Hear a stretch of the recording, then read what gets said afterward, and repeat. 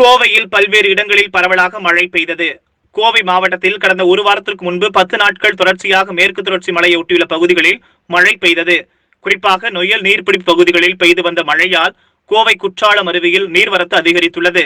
அதேபோல சிறுவாணி நீர்பிடிப்பு பகுதியில் பெய்து வரும் மழையால் அணைக்கு நீர்வரத்து அதிகரித்துள்ளது. இதனிடையில் கோவையில் காலை மேகமூட்டத்துடன் காணப்பட்டது.